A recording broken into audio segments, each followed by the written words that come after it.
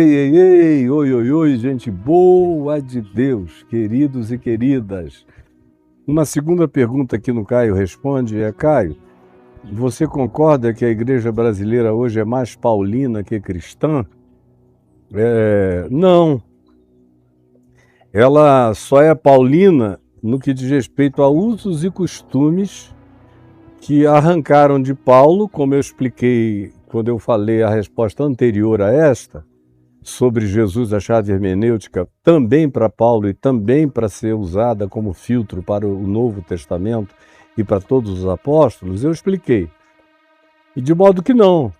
Paulo não cria que tivesse lugar na verdadeira Igreja de Cristo para senhores de escravos e para escravos, para a superioridade do homem sobre a mulher, para coisas desse tipo, para qualquer forma de etnicismo glorificante dos judeus contra gregos, bárbaros, citas, africanos, orientais, asiáticos ou qualquer outro grupo humano planetário.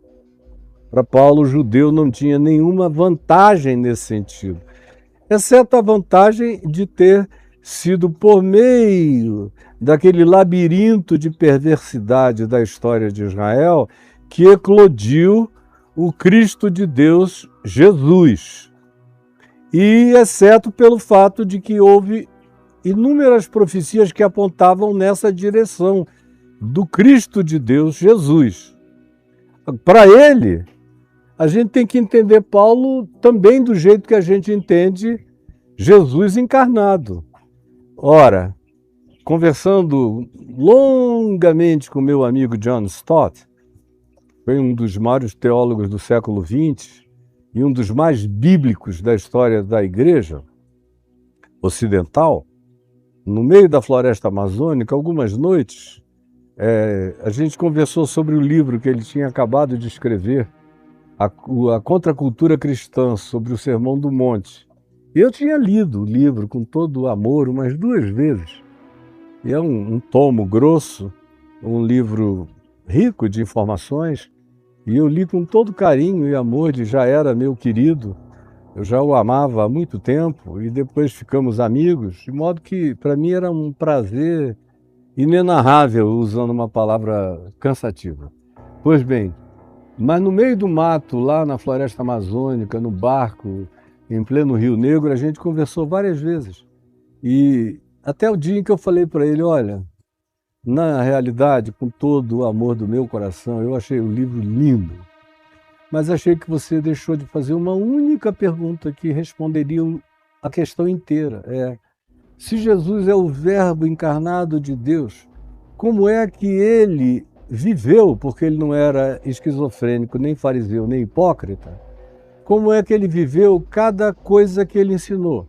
Por exemplo, eu não preciso apelar para o grego clássico e para os vários tipos de literatura grega para saber o significado de ser humilde de espírito.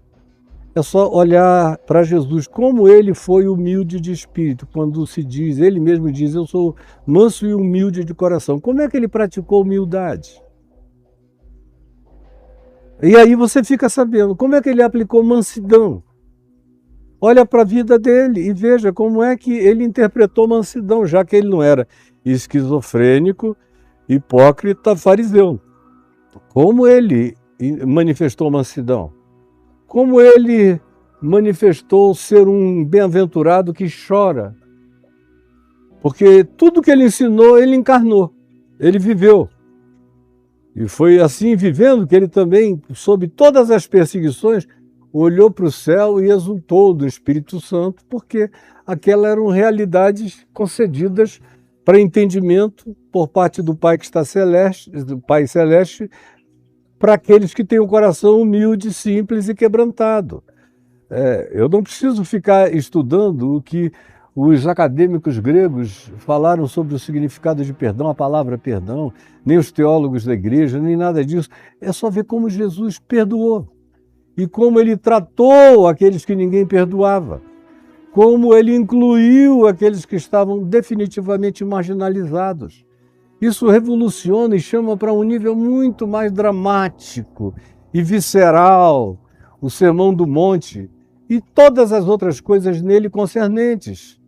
E até aquelas mais pesadas, afastai-vos de mim, vós que praticais a iniquidade, aonde às vezes uma pessoa criada dentro do cristianismo, com tanta educação teológica e acadêmica, fica tentada a recorrer a tantas bibliografias para demonstrar o seu próprio conhecimento, quando na realidade é só ver como Jesus tratou a esses. E esses não eram nem publicanos, nem meretrizes, nem pecadores, nem endemoninhados, nem nada, eram os acadêmicos, como Nicodemos, que era mestre em Israel e não compreendia aquelas coisas, eram fariseus, eram saduceus, eram levitas, eram imoladores e derramadores de sangue nos cultos do templo, eram esses, sobretudo, aqueles que não perdoavam nunca, eram aqueles que guardavam os rancores e amaldiçoavam. E veja como Jesus tratou também a esses, ou como Jesus tratou a Judas, que o traiu, e quando volta Jesus diz, amigo, a que vieste? E ele não estava de falsidade. Judas não deixara de ser objeto do amor de Jesus nunca, nem traindo. Traiu a Jesus e continuou amado por Jesus, como Pedro, que também o negou, e como os demais que também fugiram. Então, voltando à sua pergunta, não foi Paulo que fundou o cristianismo, foi o imperador Constantino. As estruturas que Paulo gerou eram mínimas, eram pequenas congregações, eram caminhos da graça, como eu tenho hoje aqui espalhados pelo Brasil inteiro. Eram grupos de 30, 40, 50, estourando 100 pessoas, espalhados em núcleos mínimos. Paulo nunca imaginou que chegaria um tempo em que aquilo tudo seria grande, enorme, avassalador, que tomaria o poder, nem Roma, nem que viraria o Sacro Império Romano. Isso é o cristianismo, que se atribui ter sido fomentado por Paulo por causa do não permito que as mulheres ensinem na igreja. O que também não era verdade para ele, porque ele diz que Priscila e Áquila eram aptos para pastorear pessoas que ele deixou sob o pastoreio delas.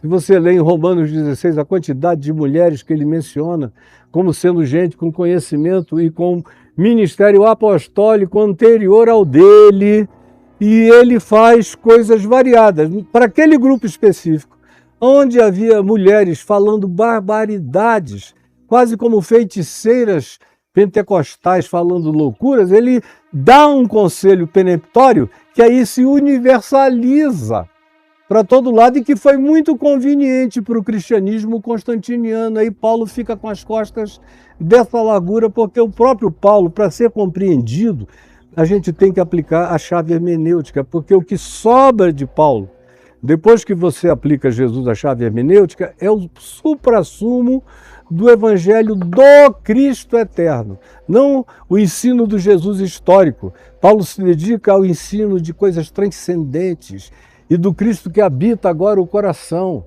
que foi a ênfase de Jesus em João 13, 14, 15, 16 e 17. Paulo dá ênfase nesse Cristo do interior, do ser, que cresce na gente, que engravida a gente, que se existencializa na gente. Mas pobre Paulo ser acusado de ser o pai da Catedral do Vaticano, que é de São Pedro, não é de São Paulo. E Paulo, no ensino dele, foi o ensino de Paulo que dividiu o chamado cristianismo católico com a reforma protestante, com Efésios 2, 8 e 9 e outros textos mais, como Romanos 10, 17 e vários outros textos. Foi Paulo o responsável pelo divisor de águas no século XVI. Mas Paulo até hoje não é pregado nas igrejas. Então a igreja evangélica no Brasil é tudo menos paulina. Ela é de Moisés, ela é de Samuel, ela é a igreja de Números, de Crônicas, ela é a igreja do Gênesis, do Deus que criou em 7 dias, em uma semana. Ela é uma igreja diminuta, que não cabia na alma de Paulo, na compreensão dele, que era infinitamente mais dilatada, mas ele leva a culpa. E eu vejo bons teólogos, como os teólogos católicos, em geral, são melhores do que os protestantes. Leem mais, ficam mais tempo estudando, e leem material protestante em profusão, e me procuram. De vez em quando alguém me procura, Caio, Me explica essa coisa do Jesus, a chave hermenêutica aplicada a Paulo. Aí eu explico, 20 minutos, meia hora num telefonema, o cara diz, uau, pô, passei minha vida inteira, nunca consegui enxergar assim, agora eu tenho outra visão. Eu espero que vocês também a tenham, tá bom?